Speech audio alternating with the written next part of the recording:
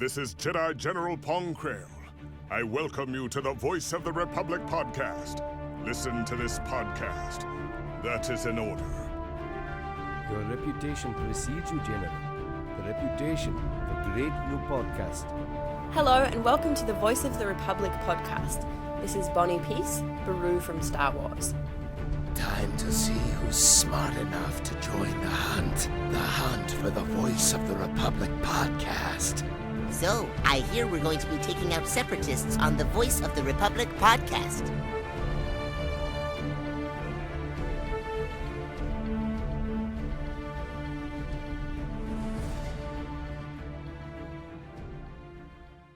Hello Star Wars fans across the galaxy, welcome to the Voice of the Republic podcast. My name is Daniel, and joining me is fellow host, Barry Williamson. Hello. Another week, another show. No. Yes. No. Yes, because we recorded last week, the week before that. No, we didn't. Yes, we did. Are you sure? Are you the Rari that I've been working with for the last God knows how many weeks? No. Okay, then hi new Rari. Hey. Would you like to introduce our guest tonight? Or do you not know that routine either? No, I do. I know those people. Don't know who you are. Okay. Those people. We have Jessica Bane from Jessica Bane 501 on the Guild of Outlaws on YouTube. Hello, Jess. Greetings, one and all. And we also have our good friend Adrian. Hello again, for those of you who've not heard of me before. Yeah, and his surname is Fernandez, for those of you wondering. Yes, Fernandez, with an S, not with a Z. Yes, I know how to spell it now. Good. And we also have original trilogy actor Alan Flynn, who played a stormtrooper in Empire Strikes Back and an Imperial officer in Return of the Jedi. Is that correct? That's correct. Good evening, all. Good evening. How are you doing? I'm very well, thank you, surprisingly. Yeah. So, Daniel, take it away. As usual, and I'm surprised you remember that considering you couldn't remember the rest. Oh, I remembered the rest, it just didn't include you. Thanks. Anyway, hi there, Alan. Hi. So, my questions for you tonight are, well, going on to the first one, how did it feel to be part of such a big project loved by thousands of people worldwide? Well, first time around on Empire Strikes Back, it was really just a day job. I didn't have any concept of how big the whole thing was. Being sort of on the periphery of the industry in those days, I knew about the first film that had been shot, and I knew also about all the problems they had financing it and getting it finished. And it was a bit of a Jonah, they thought. So I didn't go to see it when it was released, and later on when Empire came up, my agent called me and said, would you go in and see about auditioning for something? And I thought, well, hey, it's another day's work. And that's exactly what I went for, a day's work. Well, I didn't know I was going to stay there for weeks and weeks. Then come around to the next film, Return of the Jedi. That was a film I wasn't even supposed to be in. It was pure luck, really, that I actually turned up at the right place at the right time, and I said hello to the right person. And before I knew it, I was on set, dressed, and recording my lines, and that was it. I was in and out. Interesting. Mm-hmm. Very interesting. And my second and final question for you is, and did you pick to be the character you wanted, or applied for one you wanted, or was it assigned to you? No, the first one was assigned to me. What I was told I was doing was I was supposed to be going for an audition. I didn't know as what, at Elstree Studios, North London. And all I was told in the brief was that I had to be working with principal actors, which is why I was being asked to go along, as I was an actor. They just wanted somebody who could take direction, basically, and not look like a goof. So I went along, and there were quite a few guys there, and we were all asked to don these suits. None of us knew how to put the damn things on. And so there were a couple of dressers there who helped us. And my problem was well, as I still am, I was a very well-built person. In those days, I was muscular. These days, I'm just fat. But in those days, I was pretty huge, and getting into the armor was difficult because I was just too big for it, basically. And they said, well, if you want the job, you've got to fit it. So I grinned and bared it, as they say, and got on set, and I got the job. Interesting. Mm-hmm. So that's all my questions, thank you, and I'll hand you over to Rory now. My first question for you, Alan, is how did you originally get involved with Star Wars? Well, as I said, already through the agency. They just called me and said, they had a day's work for me, possibly. I had to go and audition for it, and that's exactly what I did. What other cast members did you have scenes with and get to talk to off screen? Well, the scene that I was principally involved with on Empire was in the carbonite chamber, so I got to speak to everybody who was in on that scene. So Peter Mayhew and Carrie Fisher. I was working close up with Harrison Ford as well, and Billy D. Williams. So I got on pretty well with them. I had nothing at all to do with our friends in the in the robot outfit or the Ugnaughts. They were in such terrible stress situations wearing those outfits in such a hot set that they didn't mix with us. They were whisked on and off the set all the time to try and keep them cool. Whereas us, just in our tin cans, or rather our plastic cans, we were left to simmer nicely and get on with it. Yeah, it's really interesting. My third question is, how does it feel that even though your Imperial officer didn't have many lines, that his line, "Sir, we've lost our bridge deflector shields," has become quite a popular line for Star Wars fans? Well, it's one of those lines that sort of leads straight into a major piece of action. So a bit like Barry Holland's "You Rebel Scum," it's just one of those lines that has caught people's imagination. It was originally supposed to have one extra word in it, but as I was being paid by the word, they cut it back to save themselves a lot of money. Yeah, that's very interesting. And my final question for you is, will you be at Star Wars Celebration Europe 2 in Germany, or is it too soon to say? I think it's still too soon to say. They're gradually making more and more revelations of who they want. But I think they wanted to make sure they got the majors consolidated first before they came and found people like me. I know that Tim Dry has been confirmed. But more than that, I have no idea. I think there are probably still around about 20 or 30 people to be announced, so there's a long way to go yet. Yeah, probably. And they only really just started in the last week getting into more of the, I won't say minor people, but or just not as big names. Like, they announced 5 big name guests, and then recently in the last week they went to a few lesser big names, regular autograph guests, if you get what I'm saying. Of course. Yeah, just this last week they announced Jeremy Bulloch, Daniel Logan, John Morton, and Dickie Beers, 4 people who've played Boba Fett in the last week. Exactly. They're looking for good commercial prospects there, because if you get all 4 of them signing a photo, you've got yourself something pretty rare and quite exclusive. So they're counting on a lot of people turning up just to get that.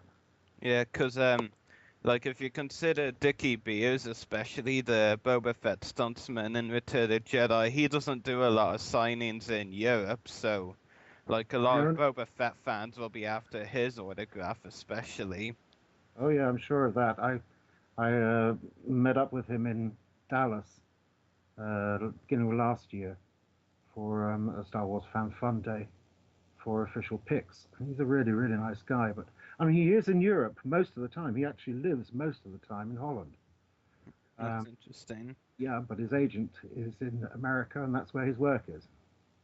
That's really cool. I didn't actually know that. So thanks. Yes, he's not American. He is actually Dutch. Yeah. I mean, his name doesn't even sound American, really. He's a really nice guy. Believe me, if you get to meet him, you'll really enjoy speaking to him. Yeah. I'll see what I can do there. Yeah. And I'll hand you over to Jess now because I see she's got a few questions for you. Sure. My first question is, what was one of your most memorable moments on set? Well, trouble was the work that I did, it extended over weeks. It was only supposed to have been a day's work, so a lot of it was very mundane. And we were frequently called to come off that particular set. I'm talking about The Empire Strikes Back now. Come off that set, and whilst they're doing major turnarounds with the camera or lighting, we'd be taken off, and our friend Mr. Lucas would find other things for us to do to make sure that he wasn't wasting his money. So he had us running up and down corridors and throwing ourselves over as if we'd been shot, and you name it, we did it. I think one of the most memorable things I did was on the Hoth set, where I was down in the Hoth base, and first of all, I was walking through, following Vader. I was dressed in a stormtrooper outfit. Then I was sent off and changed into a snowtrooper outfit, and I did a lot of running around in these ice tunnels, which are actually salt. Then I was changed into a Hoth rebel, and I did a bit of walking around in the hangar set, and then they did the attack and explosions in the Hoth tunnels. So I was running around in there and throwing myself all over the place. And when it all got cut together, it seemed I recognized myself, though I can't point myself out to other people. You can't describe it. You have to actually be there to say that's me. But I ended up walking in one direction, and then shortly after running through in the opposite direction. There's another character, and then turning around and running back again, chasing myself as a third character. So that all took place within the space of around about 45 seconds. So that was a bit disarming, because none of us knew how it was going to be edited in or how it was going to be used. But other than that, back on the carbonite chamber set, we were quite high up. The rostrum we were shooting on was very high up, in fact, and had no safety gallery around it or banister or whatever to give us any security. So we were prey to being told exactly where to stand, where to move to, because we couldn't actually see. So there was one guy who was working on the set who was told to take one step back and one to the left, and he did that straight off the edge of the set. So he went down something like 5 or 6 meters, straight down onto concrete. Yeah. Luckily, that wasn't me. And my second and last question is, how did you get into the costuming department? Well, that was it's a bit of a roundabout story. I'll shorten it as much as I can. My family were in tailoring. My mother came out of a dressmaking and couture background. So my brother and I, as we were brought up, we were both taught to sew by our father and our mother. And we both decided that the one thing we really, really didn't want to do when we grew up was sew. So we both tried as much as possible to avoid anything to do with sewing. And I was in one of those periods which I earlier said I'm in now, where I was resting. In other words, I was looking for work, and somebody said, well, you can sew. I said, we'll keep it a secret, but yes, I can. And they needed people at the Royal National Theatre in London.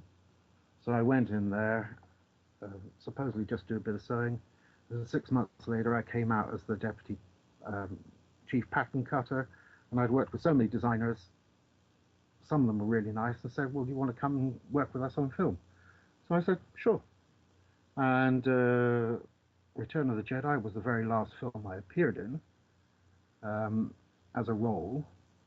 And the very day after I finished shooting on that, I was in Wales starting my first film in costume. And strangely enough, the first person I dressed and put a costume on was the guy I actually delivered my lines to the day before, Ken Coley. Yeah, exactly. Neither one of us knew that we were going to be there. It was just one of those moments. Cool. Yeah, it was weird. And for any of you who don't know who Ken Colley is, he was Admiral Pete. Sure, I should have said that. I'm sorry. No, it's okay. Just like pointing out for any of those who don't know. I'm sure everyone in this call knows who he played, right? Yep. Yep. Good. Who's that again?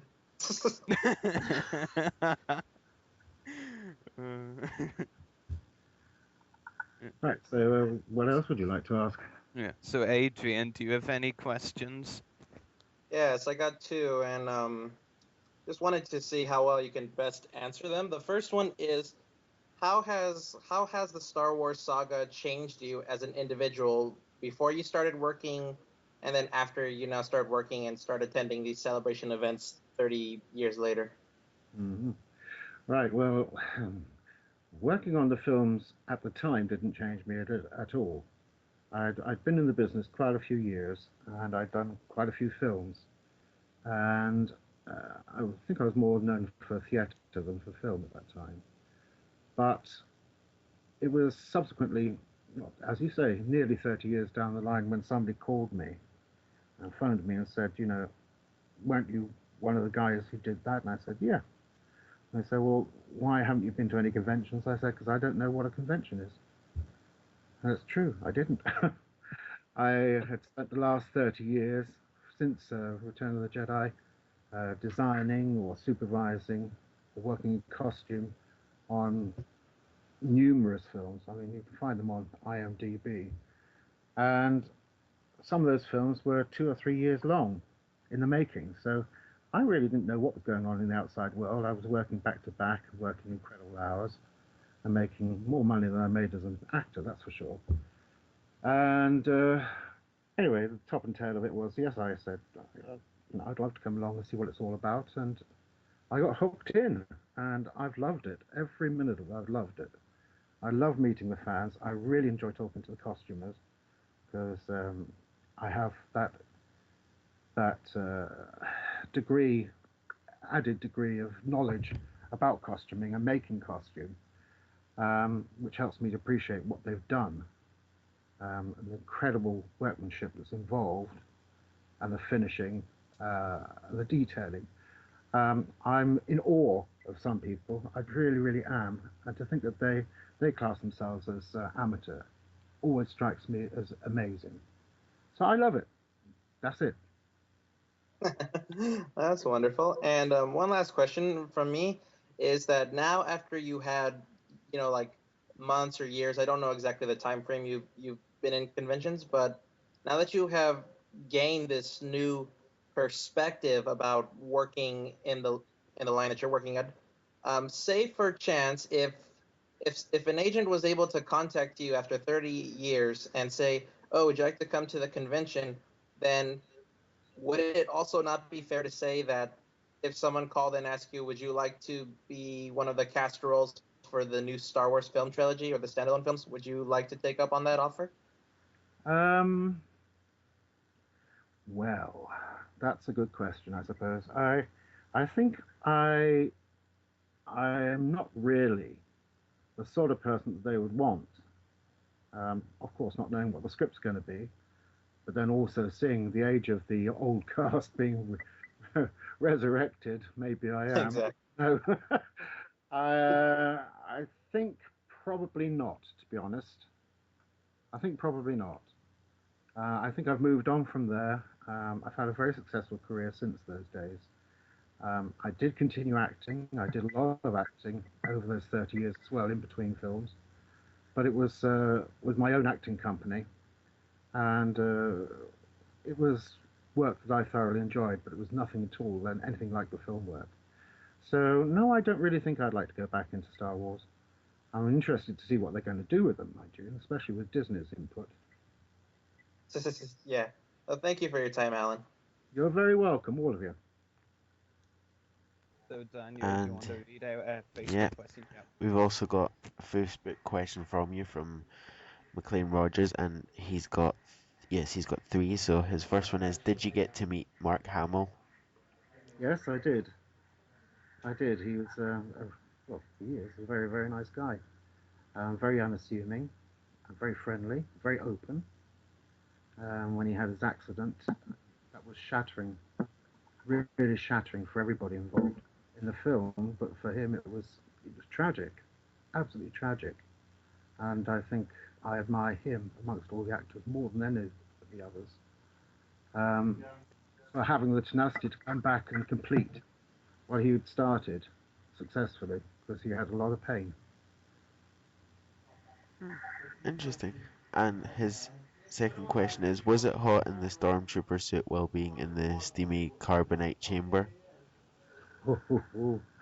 Oh yeah, oh yeah. You want to know what a lobster feels like? It was stinking hot. We literally did stink.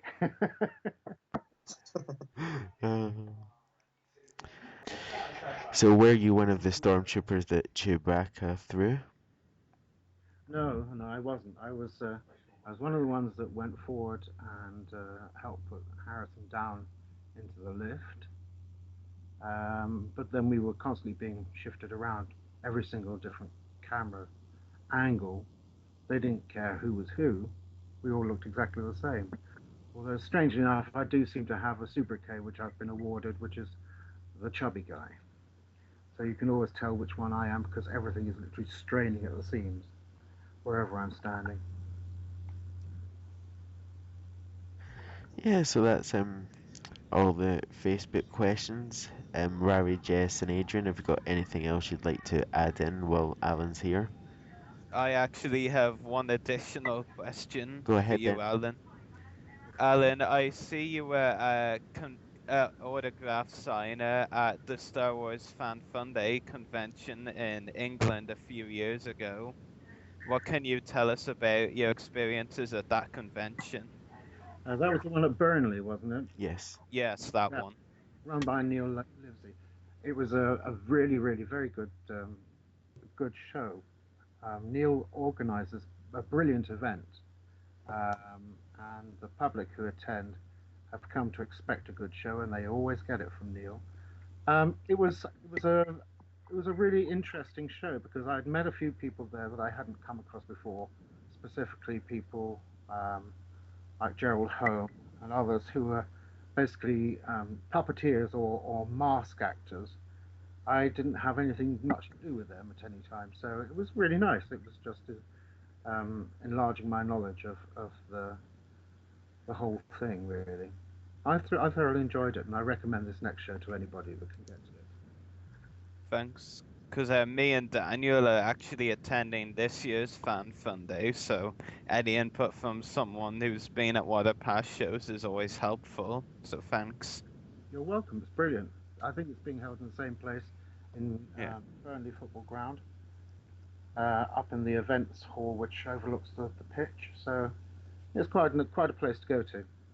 Yeah, and we're both really looking forward to it. Didn't they say hi from me? Yeah, I'll be sure to. Didn't they say they expanded the convention area a bit more this year, or was I just? Yeah, they did because, well, yeah, I think so because like well they had to. I mean the Jabba's display.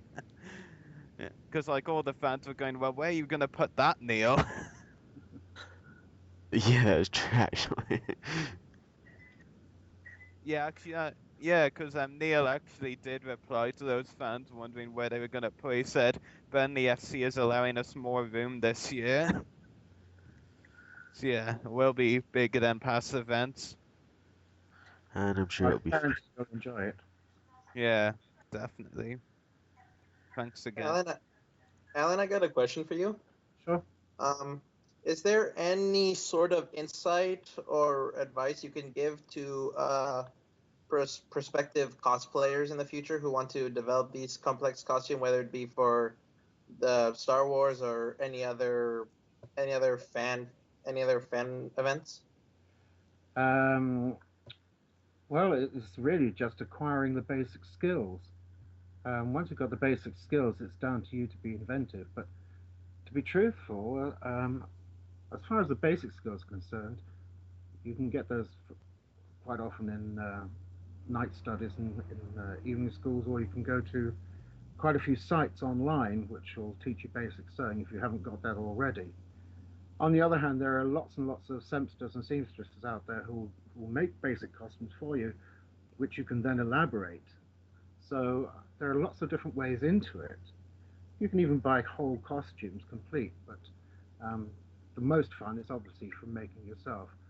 And quite often you'll find that the 501st specifically, um, the various garrisons will have open days when they'll invite people to come in and see what they do, and they'll talk about how things are done. And that's how you tend to meet people who've got equipment that could help you. For instance, if you want to do stormtrooping or anything that has armor involved, where you need to find out how to do vac forming, you'll find that these guys know exactly how to build the vac form if you want to make one for yourself, or you might even be able to borrow theirs and do it under their supervision.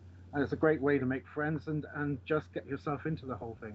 And I think that applies to most of the various franchises around, which have big fan bases. It's really just working your way into a club and meeting people. That's how you get into it. Yeah, when I previously attended university, um, my mailman, sort of, you could say, he was a man named Will Rogers, and I didn't know until 6 months into my freshman year that he was a member of the 501st, because I could always recall every single day when he comes to drop something off my mailbox, he would always wear his stormtrooper outfit on set, Yeah, really? and I'm like, yeah, he did, and I was like, are you Will Rogers? He's like, yeah. Can I see your identification? And I played that classic line of, you don't need to see my identification on those sort of things. But he was a quite cheerful guy, and he got me through to meet one of his contacts, and pretty soon I've been following the 501st Legion ever since then. And I'm hoping one of these days to come up with a really nice outfit myself, and that's why I wanted to ask you the question today. Well, that's fine. If you go to the 501st website and have a look under the various headings, you'll actually find that there are all of the specifications for the different costumes that they require to attain if you want to get into the 501st and get your costume approved are listed. And they also have massive, massive resources. You don't have to be a member of the 501st to access any of the information. They have lots of visual sources and how to know-how sort of pages that you can get into. So it's well worth having a look at that site, even as a prospective member. Okay, all right. Thank you very much for your time, sir. You're very welcome. And I think that's all the Facebook questions and questions from uh, us tonight. Okay, it's been a pleasure. Thank you very much. It's been good having you with us tonight on the podcast, and hopefully we can talk to you again some point in the future. Whenever you like. Thanks. All right, may the force be with you, Alan. And Thanks for being on the show. you're very welcome. I've enjoyed it. Thank you. Yeah, so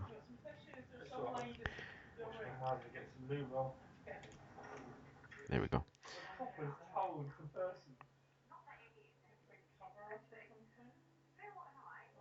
Okay, so continuing with tonight's podcast.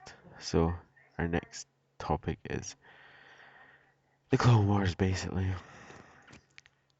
Yeah. Disney can burn in hell for all I care. Burn, Disney, burn. Yeah, they've lost a lot of respect for me. I think I haven't lost any respect from them. I think we're going in too early. We're getting ourselves ahead with just hating them because they're now taking on the responsibility, and they have yet to prove to us what they're capable of handling the name of Star Wars. But we I don't hate them yet, but all I'm gonna say is Star Wars Episode 7 better blow me away. Yeah, it better be good Anything, for all this stuff. no, Jess, anything short of good won't cop it no for me. has to be good, good stuff, good quality, good everything. Daniel, I just said anything short. Oh, no, I kind of didn't word that. Well, anything. No, basically has to be anything above good. Otherwise, it won't cop it for me. All the Star Wars movies put together, that bang. That I could watch. Well, I mean, considering right now with what Peter Jackson's doing with the new Hobbit trilogy, I'm hoping the new Star Wars films will be centered or at least presented in that sort of style, because it really has brought a lot of imagination and a lot of intuitivism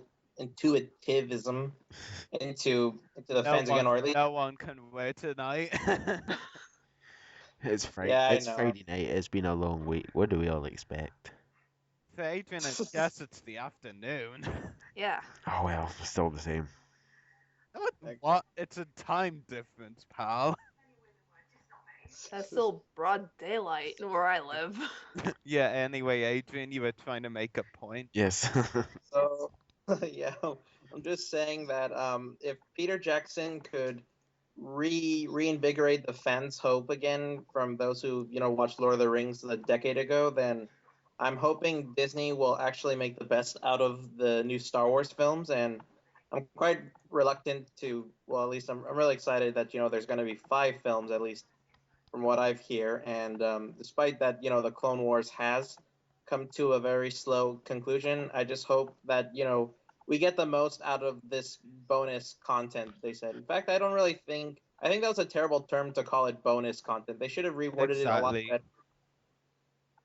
Exactly. I mean, it's really just like the kind of thing you'd expect to hear for deleted scenes. You'd be like, or that sort of thing, like bonus content on a DVD, like concept art, deleted scenes, that sort of thing. Like bonus content just is terrible. They really needed to make it more clear what they meant. And not just like shut it down and just like expect it to understand. Yeah. Mm-hmm. And I mean, there could have been so much more to see, to be honest. Sorry to interrupt.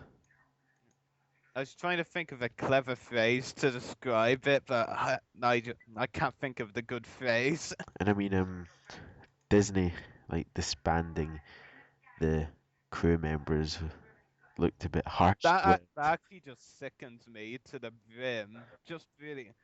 I mean, these people have like worked so hard, like crew and cast both, like have worked so hard on making, arguably for a lot of the Star Wars fans, including myself, the best TV show they've ever seen. And now, like in the space of a few months, boom! All those cast, all those crew are just gone. I mean, most of them will probably never work on Star Wars again. It just sickens me because I doubt anyone Disney has can work so much better. I mean, we've got like Dave Filoni. He's one of few, for now only, ones we could probably expect to see in a future project done by Disney. In fact, he's rumored to be working on the new Disney TV series, and that's great because, let's face it, there's no one except George Lucas himself that knows more about Star Wars than Dave Filoni, except maybe Sam Witwer. Those 3 are the masterminds and geniuses of it. Other than what about Kennedy? No, she hasn't done enough to gain my recognition, sorry. I had to look at my calendar a couple of times just to check to see it wasn't the 1st of April. April's Fool. That would have been cool. And then I realized, and then I'm just like, oh, damn it. Yeah.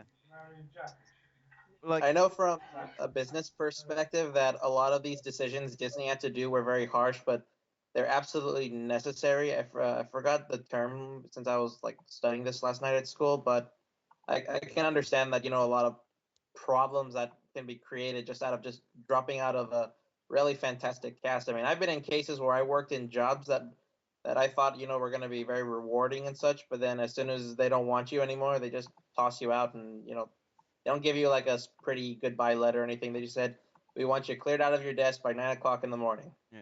But you see, here's my main problem, though.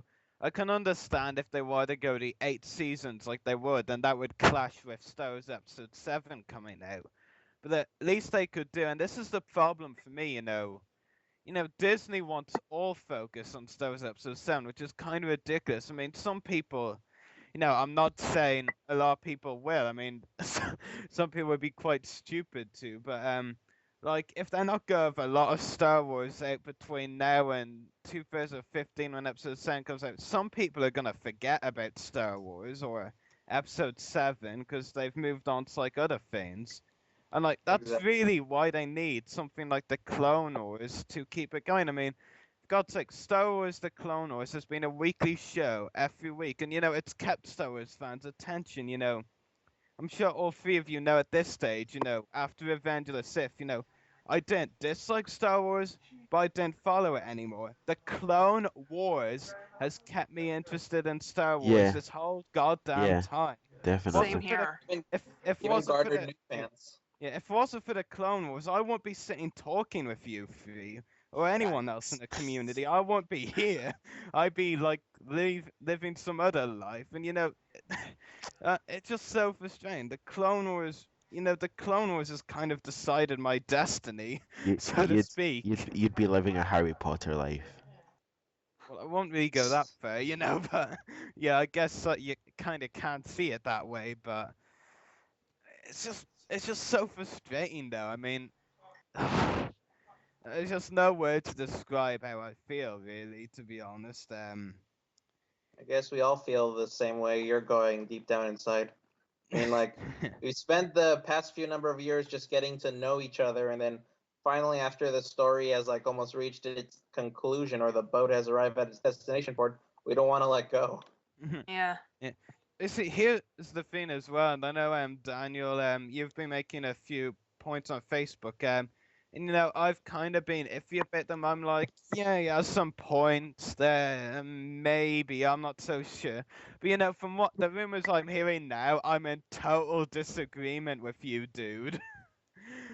Because, you were saying recently if the show ended now, like, that wouldn't be so bad. We got 5 good seasons and the ending would be good. But, here's the thing. From the rumors I've heard, and I'm sure the rest of you have heard these rumors by now, from the rumors I'm hearing now, I'm in total disagreement now. Apparently, in the bonus content, we're not going to get characters' fates decided. Important character fates like Asajj Ventress, Captain Rex, all those characters. Their fates are going to be left unresolved, and there's something that needs to be done. But I mean, we all want to know how Rex dies. Because we all know he's going to die. Yes. Yeah. I mean, the only alternative, really, and this is my favorite Rex episode. The alternative for him would be to go and live with Cutler Quain. I mean, that's an alternative they threw in there during one of the best seasons of the show, season 2.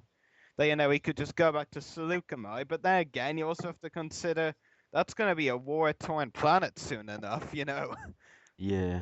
Good point. Definitely. They could have almost followed the same storyline that they did in the Star Wars Obsessions comic books with Ventress deciding to leave with the galaxy, and I believe she took another clone trooper named Alpha 7 who was supposed to be Captain Rex as well.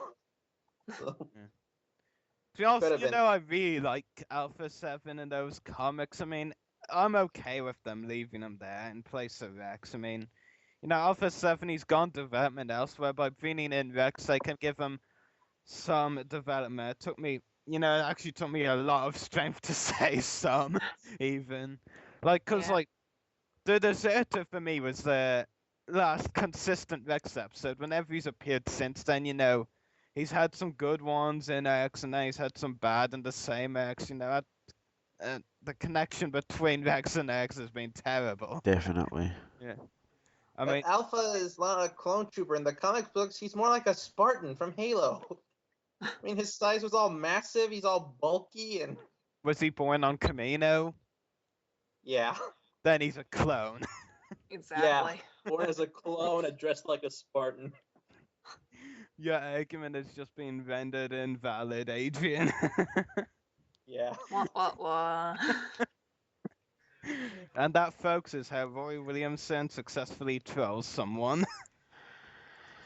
Yeah, but anyway, back on I mean, topic. I wasn't saying that like I'd be Sorry, satisfied. Daniel, can I interrupt you on here? One thing. One character's fate that we can somewhat say is resolved, even though this wasn't actually the original intention for her fate. Ahsoka Tano. I mean, Yeah, if they leave the Wrong Jedi ending as her fate for the show, okay, that works as an ending. It really does as the end of her character in the show. So okay, but we need to see the fate of other main characters resolved. I mean, they just can't leave them out there. I mean, Ventress, Rex, I've named those two. I've named already, and there's probably other ones whose fates need resolved as well. Like Hondo. Hondo, he's not gonna have a fate in the show. He's probably gonna just Wolf. survive. No, Wolf's gonna survive, dude. My- They're not my- gonna. my- Filoni won't allow his death. my theory is that when they're Dude, Wolf's gonna become a stormtrooper. That's why they made him and Fox so evil. They're like easy stormtroopers, really. Yeah. Yeah. Also, we need to decide the fate of a few other of the separatist captives, most notably Right. Wak Tambor and Poggle. Yeah, that's something that really needs to be dealt with. I mean, if they don't deal with that, that is a terrible continuity. And like they were meant to have 8 seasons. Let's be fair. If they had that 8 seasons and Disney didn't make them cancel the show, I think I have faith that they would have, got the Separatists out within those 8 seasons, but, now that Disney has, stepped their foot in, it's a bit doubtful that the Separatists will be released. We won't see If Separate. if that Bounty Hunters arc does come, the one I keep harping on about with all those epic Bounty Hunters, then, I think in that arc, that might be the one where they get released. I just hope that one makes it into the bonus content, even though it's still a stupid name. It's unfortunate, it's still no Dirge. Yeah. Well, he's never going to appear. Yeah, because they Never was. replaced him with Cad Bane. Yeah. Yeah, I know. They he's released him with Cad Bane. Yeah. Yeah. No, everyone's happy about that. Yeah, him, Cad Bane, surviving into the Empire days. Well, dude, here's the thing, though. I mean, how many of you actually know who actually stated that Bane survives into the Empire era? Probably Jessica. No, I'm kidding. Gentle Giant, a toy company, was the one who just said that. I mean, and what does a toy company have to do with anything in the Star Wars universe? I mean, Cad Bane could easily, have a different fate for all we know. Screw what Gentle Giant says. I really doubt that's the case, They're Or trolling. what they yeah. Or maybe that's what they wanted to happen. That's what they're taking and not believing anybody else. Just shutting their ears, going la la la la la. But I really do think, that we need the Spaniards there because I think it really could be important. I mean, it could have something that I've wanted to see on the show for a while, bounty hunters, really going at it. I mean, the box hinted at first that they were going to do that, and let's face it, one of the main problems with the box is that it was supposed to be a bounty hunter tournament.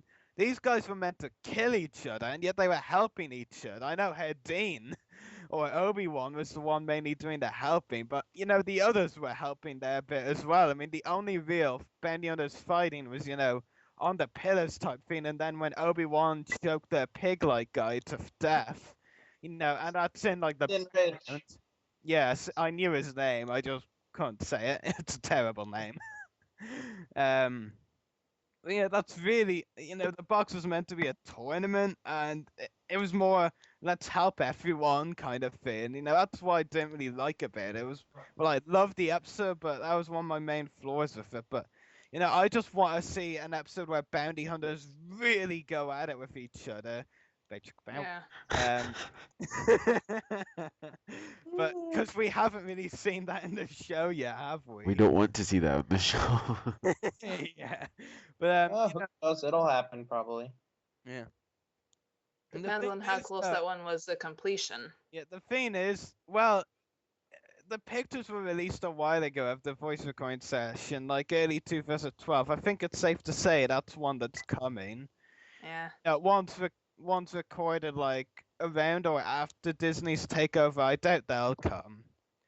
But I mean, Yeah. I just want to see that Bounty X so bad because you know what, Anna Graves and Gwendolyn Yo have both told me about it. Oh, it just sounds so epic. The only thing that's really annoyed me about all this Clone Wars speculation is the fact that people spamming Facebook and all that so much just for people to write a letter for Bob Iger or whatever he's called just so they can get the Clone Wars running. He's not gonna like just read 30, 40 letters and then say, right, let's fight Disney and start the Clone Wars again type of thing. He's not Yeah, even. you can't convince the convinced. Yeah, he's not even gonna read like many thousand of them and say that, you know. He Probably doesn't just even going to see the them. His dumpster. secretaries receive the messages, Exactly. and they just That's what I toss was it away. gonna say. You know, the secretary. You know, Bob Iger is a businessman. You know, businessmen don't just sit there and go, right, I've got my cup of coffee here. I'll just read through my letters and see what I have. No, that's not what a businessman does. He's not the one reading the letters. It's more likely a secretary. And who knows, if we're lucky, the secretary is passing the messages on. But, you know, that's doubtful. I mean, really, I mean, Yeah, I'm sure Bob Iger's way too busy to worry about a few fan letters. all he's worried about is the amount The of new Star Wars yeah. weekends. All he's worried is about the money he's going to he's gonna have in the back pocket of his fat ass. That's all he's concerned about.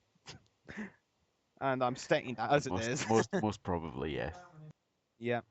And thinking about Star Wars weekends this year, both James and Ashley are hosting it. It's gonna be kind of weird this year. I'm just calling it right now, you know. I'm not going to those weekends, obviously, so I'm not like totally in the know, but I'd say the decision of James and Ashley host again was made well before the Disney buyout. Yeah, but now with all the news, it's gonna be kind of awkward and Hello, welcome. We're not going to be talking about Clone Wars today. Well, exactly. They could still do some of the panels, though. I mean, Yeah. to be fair, I mean, like they could promote the bonus content. Stupid name. Yeah, I just get sick saying it every time now. I mean, I just still call it season 6 to be honest. yeah, I mean that's the good thing to do, actually. I mean, 'cause, like as I said, like I believe we're getting most of the season 6 episodes, rather than like a few, like around 8 that some people believe. I think it's more than 8. In fact, I'm starting to actually believe it might even be more than a season's worth, but you know, who knows? 'Cause, I mean, like, here's the thing, and I'm just gonna go off on another like random but still relevant topic. You know, I'm sure all of you are aware of what the production codes mean now, right? On the concept art. Yep. Yeah. Basically, you know, Clovis arc was one of the earlier season 5 produced arcs, and that, of course, got pushed back. You know, that's pretty much obviously going to be in the bonus content. I think we can guarantee. Like one of the first ones. Yeah. Anyway, my next point. You know, the Wrong Jedi's production number was 5.11. In a season of producing episodes, they produced 26 episodes. You know, the Cartoon Network, of course, would only allow them to 22, so some episodes got pushed back, and Wrong Jedi was 5.11, so that leaves 15 episodes produced during the time of season 5, by my reckoning. And then, like, they're saying they're going to get some of the season 6 produced episodes out there. Now, that can be taken in several ways. It could mean the ones produced at the time of season 5, or it could also mean they were producing episodes at the time of season 6 like that, you know, the way they did in previous seasons. And there's actually going to be more than a season's worth of episodes, you know. Yeah. I mean, really, we don't know for sure about anything yet, but I don't think it's anything as low as 8 episodes. There's several story arcs, at least 3 episodes each, I'm guessing. Mainly 4, so I think we're going to get a good number of episodes, actually. It's going to be another season 5, basically, mostly arcs. Well, Yeah, all that's arcs, I think. probably it.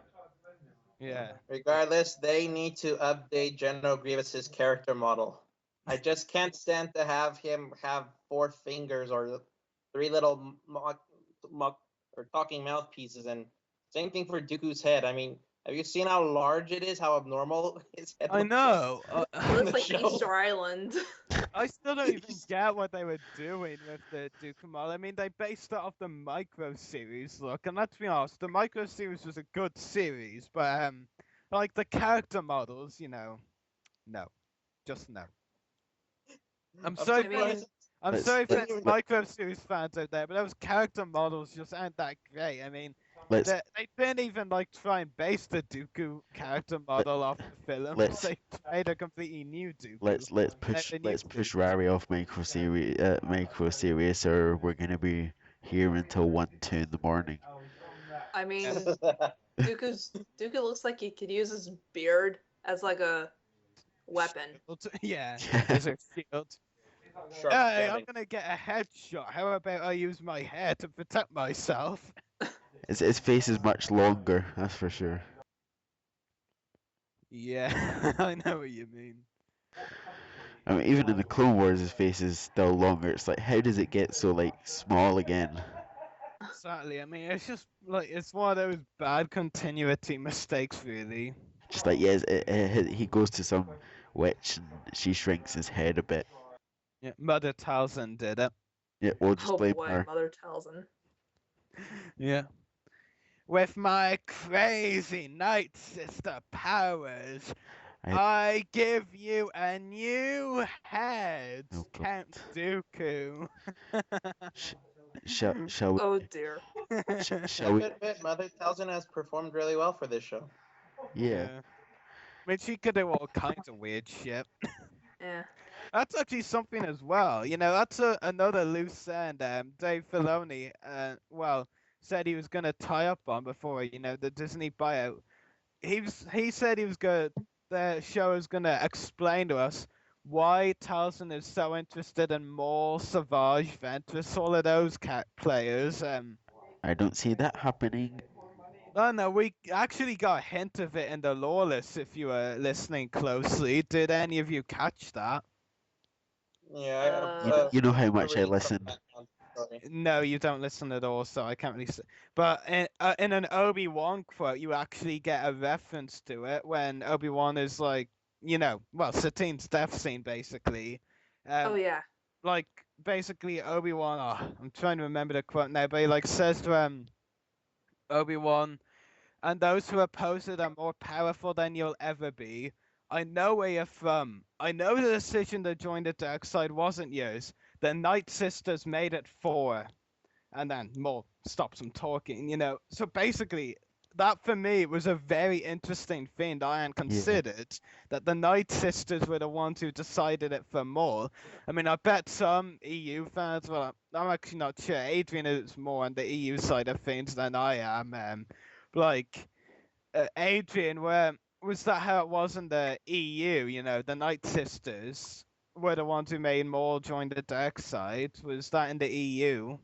Or is that Well, EU thingy? From what I've researched up, says that Maul was growing up in the village or something, and there's some sort of a bit of ambiguous canon in that, because although the Night Sisters were saying that they raised Maul on the dark side, it wasn't until Sidious actually came and took Maul away from Mother Talzin to raise him as his own for the dark side. So I'm a bit confused as to who really was the one who corrupted Maul first. All and of them. hopefully the show. It was explained in the Darth Plagueis novel. Maul's mother gave him to Palpatine to protect him. Mm-hmm. Yeah, but like that actually does answer my question fairly well, yeah.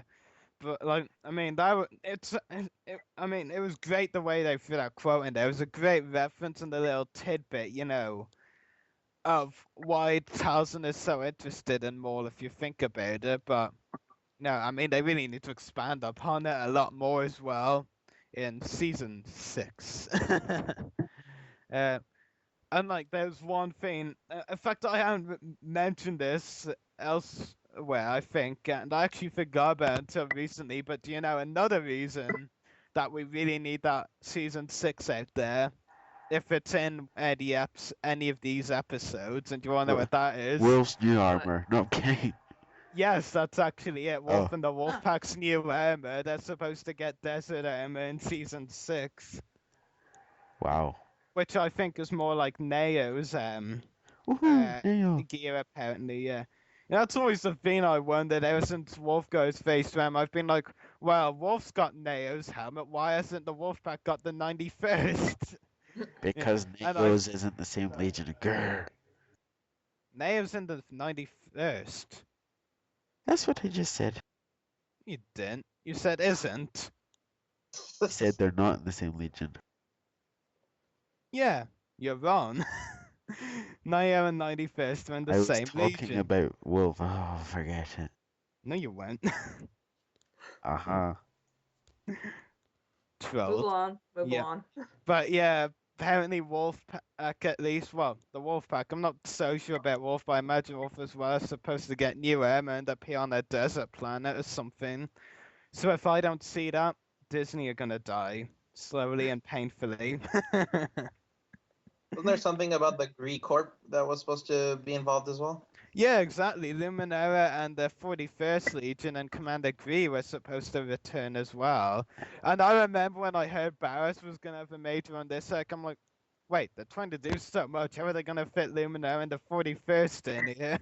And then, of course, oh, they're not. They're isolating Barris. Yep. Yeah, I'm trying to remember some other things we need to see. Some people are still... What was that, Daniel? I said some people are still speculating that Phase 2 commander that we see is Grey, but I'm not convinced. No, that is definitely not Grey. I mean, the design doesn't even I would point more towards Locke. Oh no, but still not. I've compared it to the Locke figure I have, and there's not really any common, I mean, unless they've given him a whole new design. Yeah, I will admit that is a possibility, but rather I think it's a new clone Legion, under Watto's new Jedi, that we see in the clip. I think really that's who. The sisters. Yeah, one of them was expendable. I guess the Jedi Council will never be completed. Don't start that. Oh, that's actually another thing as well. Upper Rancisis. He's meant to appear. Aegon Collar. No, he hasn't been reported to appear. We just know he has to appear. And Stassi. Yeah. Like, Upper Rancisis, like, I actually, it has been over a year, in fact, 1.5 maybe as well. Well, actually, over a year, I think. Since Filoni said, yes, I approved Operantis' character model, I think at this stage they would have fitted him into an episode. Yeah. So I think Oppa will appear. As for Aegon and Stassi, that's a doubt. Yeah. Maybe cameos. Well, to be fair, I mean, Eve Koff still hasn't died yet. I can't see Aegon doing it. That was a big mistake, I think.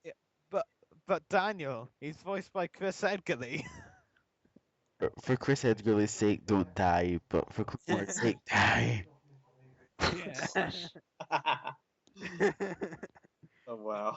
But yeah, to be fair, I mean, the thing I've never gotten about the Eve Koff situation is Filoni only let him survive Grievous Intrigue because he said Eve Koff was cool. And so he's like, right, he's cool, don't kill him off. And they never bring him back, except for cameo appearances. It doesn't make sense. Exactly. Yeah.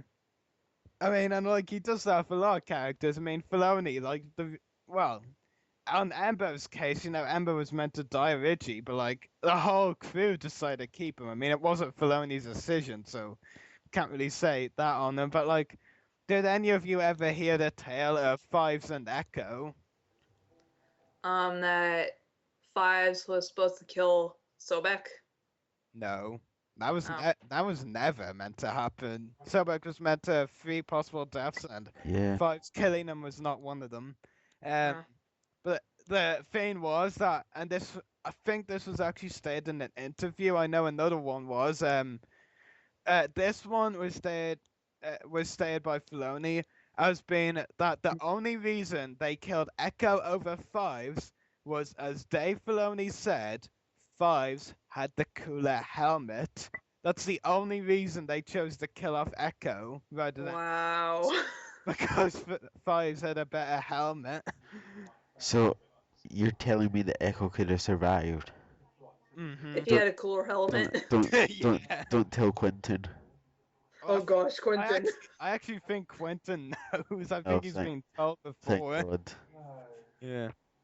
But at least we're watching the dominoes fall one by one. I think that line was used. Yeah, The yeah. last one's Fives. When's he Uh, gonna fall? Yeah, and they actually said Filoni's excuse about Evan Peele's death would enrage people like Ronan from Clone Wars Weekly, if he's listening. The reason Evan Peele died, this actually ticks me off as well, because Filoni was very stupid, and I don't really say that much about Filoni. In the interview, he said this about, what he should have said was, Evan Peele's death added to the story, it developed Ahsoka, the passing on of the information. Filoni could have used that as why Evan Peele died. No, what Filoni said was, the reason Evan Peele died was because characters die in war. That's what Filoni's reason was. I mean, he had a whole list of reasons that would have made sense that he could It's have a said. true point, but it's not the sensible answer. Exact. Yeah, exactly. It's like, no duh, people die in war. Where you been? He's None of these characters do look like they can die really easily. I mean, did you see that the clip with Tup killing one of the Jedi? See how many shots those droids were firing and how Anakin was only deflecting like one or two at a time? Yeah, I did see that. Gosh. It's like, whoa, those droids, well, they have bad aim. well, Yeah. we know they're bad at aiming anyway. Yeah. Going back to a point a minute ago, Jess, same as you, don't seem to be in the know. Do you want to know what the 3 possible deaths that originally scripted for Sobek were? I know one of them was Tarkin. Yeah, Tech. That moment in the episode where Tekken shoots at Sobek in the original script, that was actually meant to hit Sobek and he would have died there, but they rightly, in my opinion, changed that. Wouldn't have made sense. I mean, the Jedi would have just watched them do it. That wouldn't have made any sense. Ahsoka's one, of course, which was in the episode, and I take you don't know the third one. I mean, they actually kind of referenced this with Keen Rash's death in the Onderon arc in manner of idea, but not, execution, really. Basically, Sobek was going to survive that whole battle and go back to report to Count Dooku at his lair kind of thing. The kind of outpost with legs type thing. And he was gonna report back to Dooku and say he failed, and Dooku was like, very well then. And basically he tells because like there's several crab droids in the area, and he Dooku orders the crab droids to execute Sobek, so they do. Ooh. It's like you just see the crab droids executing Sobek on the spot right there and then. Would have been quite dark, but would have really made a lot of sense. It made more sense using that idea of death on Keen Rash rather than Sobek, though. Yeah. But yeah, that's the 3 reasons. But Five's killing Sobek was never one of the possible deaths for Sobek. Don't know where you got that from. Just like, Maybe I oh, heard it somewhere online. just like, oh, Yeah, I can't be. you probably read what a clone fan wanted to see. Yeah. Yeah, I think that's where I read it. On like a forum or something. Probably. Yeah. Anyway, I'm just trying to remember so much what else we were meant to see in the show that we still haven't yet that was mentioned as coming. Oh, there's a lot of speculation. Oh, I just remembered another thing. A Yoda arc that was meant to be coming, where he actually, does some fighting. And that's why they updated his character model. Possibly, so he could look evil and dark-side when dueling. Yeah. But yeah, there was meant to be a Yoda arc where he's fighting, I believe, actually. Wonder what that could have been about. I actually, come to think of it, that was said to be in season 5. Maybe it's maybe I'm right, and there's a lot of arcs coming, and his arc was one that was produced during the time of season 5. Between 5.11 and 5.26, which obviously, we haven't seen yet. Maybe. I mean, I'm just throwing it out there. Mm-hmm. There's Many possibilities. Yeah. I think I don't know if this is relevant, but the Zell Beast as well. Well, yeah, that's the story they definitely need to get back to, but it's not something they said they'd touch base on again, if you get what I'm saying. Oh, I wonder if the Yoda arc could be like him on Kashyyyk or something because of the line Revenge of the Sith when he says, "Good relations with the Wookiees I have." Yeah. I think they almost wanted to hint, though many fans didn't seem to get it in Wookiee Hunt about the relations, because we do see Yoda in the background talking with a couple of the Wookiees. Mm-hmm. I thought for me that was a reference to that quote, but at the same time, a lot of fans didn't really get that. Basically some fans, what it just flat out said to them, just basically shown dead outright. If you get what I'm saying, they don't want a reference. Mm-hmm. Sometimes references are the best thing, though. Yeah, what about that Cato and Emodia scene that we were talking about a while ago? Or he says that is that that's again? Want to start that again? I don't know. No, anyway, what were you saying? Cato and Emodia? No, not you, Daniel. I was asking what you were saying, Adrian. Continue. Yeah, I remember a few weeks ago I was talking to you about, I mean, by the time when Sabotage was about to premiere, and we were like, oh, it's that, they're going back to Cato and Emodia. It could be that scene where Obi-Wan was saying that business on Cato and Emodia doesn't count. And they didn't show it. Big surprise. Yes. Who knows if they might want to pursue it as another loose end to Revenge of the Sith. Yeah, definitely. But then again, I mean, for EU fans, that would be something to take away from it. It's, that moment is explained in the EU. I mean, the Clone Wars could well do their own version, but, if they don't, well, there's something out there at least. Yes. Mm-hmm. Yeah, let's see. Oh, also the clone Commander Thorn. Well, that's the Clovis arc. He appears, he fights, he dies. Ooh. Yeah, and he screams the famous line when anyone's gonna die, "For the Republic!" Yeah, that's sort of. That line's over exaggerated now. I think, to be honest, in my best opinion, I think Foreign says it a lot better than I'm a gun Dido, though both voice actors did a great job. Yes. I just think Foreign just sounded more badass when he said it. He was definitely gonna die. Am I gonna die? Yeah, well, yeah, obviously.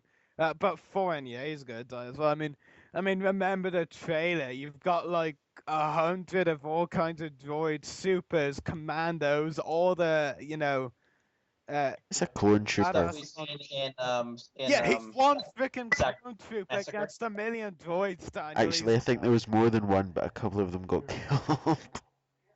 Well, yeah, a couple of random shockies who can't do anything. We saw all the good random shockies did in To Catch a Jedi. Yes, they couldn't aim, even if they had a bloody... No, I said, no, To Catch a Jedi, not the Jedi who knew too much. The ones who got their butts handed to them by a certain Ventress. And that Wolf was the only one who put up a fight.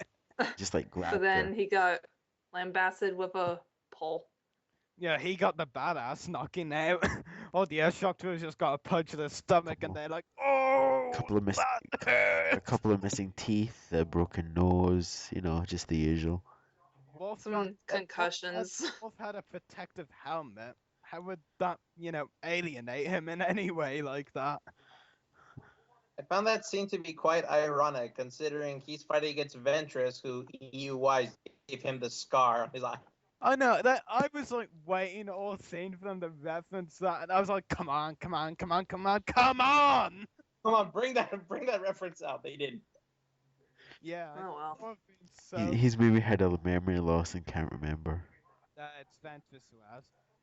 But it was just so funny, like when when Wolf was on the ground, after they'd all been knocked to the ground, and he contacted Plo Koon when he was like basically saying to Plo, I mean, Yeah. General Plo Koon, we found Commander Tono, but she escaped with the help of Visage Ventress. And I was like, why didn't you say it a bit more evilly? Why didn't you say Ventress in an evil fashion? Why didn't you reference it? Why? Wow. Because I think come on. too many plot holes for the show to remember. You'd think he'd have a particular hatred for her or something, Yeah, she just cost me an eye, but that's fine. Let's face it, that's one thing that makes Wolf out from any other clone. Fact. A missing eye. Yeah. I mean, name me another clone who has that. Come on, name one. I could possibly deep into very deep research, but I'd probably only find, if any, few. Well, no one else I would know of except for Alpha 7, but we're not going to include him, unfortunately. Yeah, he was born on Camino. Yeah, born on Camino, he got stabbed in the abdomen, and he's still walking after that. I mean, Yep. how's that even work? All I know is that they copied. You get stabbed Spark. by a knife, you lose a few organs, you live. Hell yeah. Gosh. Just a question for you guys. What's been like your favorite memories throughout the whole series of the Clone Wars? I mean, what was like the most pivotal moments that made you guys like geek out? Lots of awesome such? clone troopers. That's my. What a typical response from What do you Daniel. expect from a clone fan? Exactly, that's what I said. A typical clone fan response. I mean, that would be a hard decision. There's so many awesome moments that I've liked. Yep. How about me and Jess just name them all?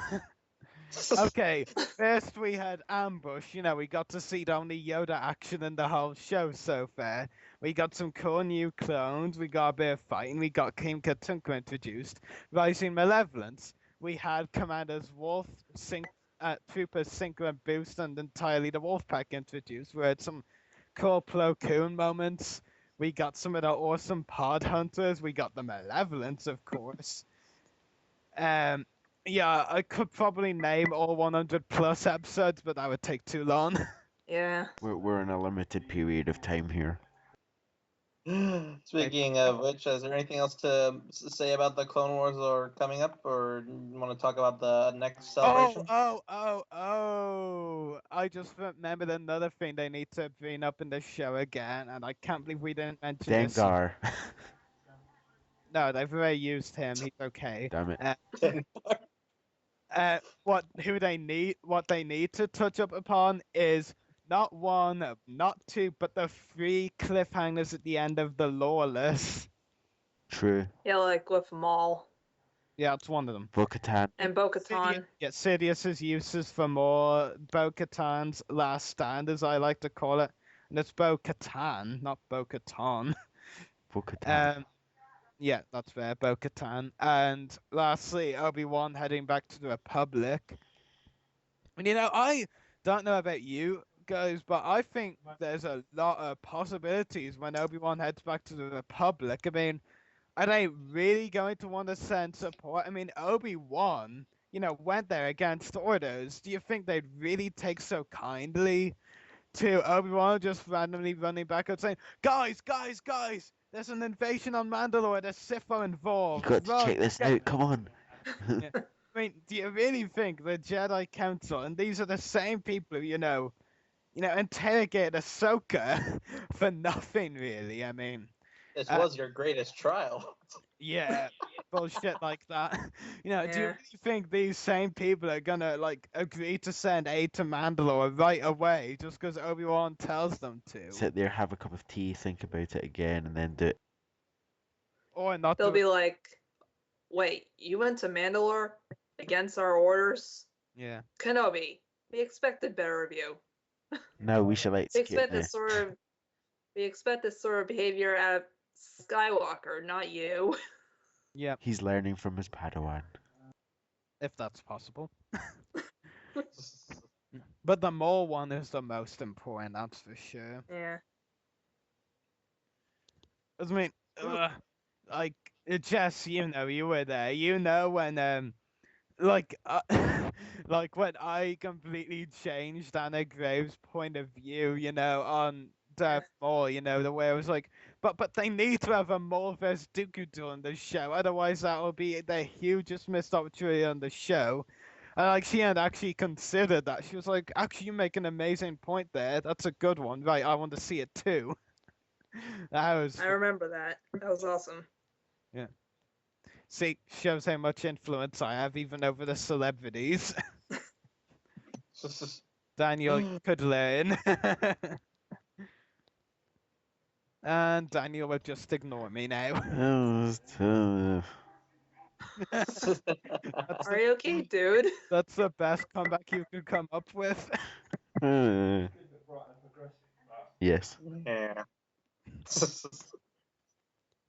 Lovely Alright. conversation we're having. Yes, indeed. Boring conversation. Shall we move on to our next topic? But I'm still trying to think of things they promised we'd see. I'm sure I can think of some. How about save it for another episode, maybe? Nah, not fun enough. Well, there is a couple of things that Filoni referenced in an interview before, in a Q&A, and we're getting them now. Trench, I mean, he did hint a bit at his return, and now we're getting him back. We knew we were gonna have a 5 sec, and we're getting that. It's like they bringing some things and they mentioned before. And actually, going back to another point, it's actually the exact same Q&A interview, whatever you want to call it, that he mentioned he referenced Trench's return. It's the exact same interview thingy there that he actually mentioned the character model for Upper Rancisis. It's like the exact same day. So there's another reason for me to believe, yep, Upper is coming. There you go.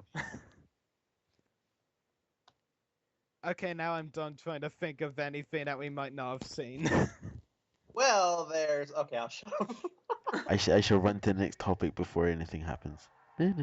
Well, there is this one thing. No. Oh my gosh. No, I can't get the chat up. Okay, there we go. So our next topic to discuss tonight is Celebration Europe 2 news and guest announcements. So. Well, we're getting some very interesting guests, don't you think? Oh gosh. What? Nothing. Oh, I heard Daniel Logan was gonna be there. Yeah, Daniel Logan. Oh, I am so stoked to meet him. Oh, can't wait. He's been. I'm not even surprised he got announced because, I believe he's been at every celebration, no matter which one, since the Attack of the Clones one. Basically, he's been at them all except the first one, I think. So I'm not surprised he got announced. But I'm really excited to meet him. I mean, I've watched several videos of him, with fans and all that, and interviews, and he just seems like such a nice, easygoing guy. Yeah, I heard he's really good with kids too. I mean, I was talking to another convention friend of mine, who likes going to conventions a lot. He tells me, some fans are actually a bit taken aback by, how nice he is. They find it kind of creepy, and I'm like, what? I mean, I want a fan to be celebrity to be nice. I won't get creeped out by that. In fact, if they weren't nice, that I'd be creeped out by. You just want to go up and hug Ashley Eckstein. Yep. It's my goal. It's a vision. But I was watching a video this day of a fan meeting Ashley Eckstein. He's a Swedish guy, and oh my god, his voice killed me. And his look as well. I mean, he looked and sounded like such a creeper. Oh my god, it was hilarious. Wow. Yeah. and like he asked Ashley Eckstein for a hug, with that creepy voice, and I was like pissing myself laughing right over the laptop. I was like slamming my fist on the keyboard. I was laughing so much, and I can feel it going on again. Oh gosh, man. Oh boy. Somebody contain him. Breathe deeply. Just breathe Count to deeply. 10. No, count to 50. That'll be better. I don't think I'll manage that. But yeah, it was so funny.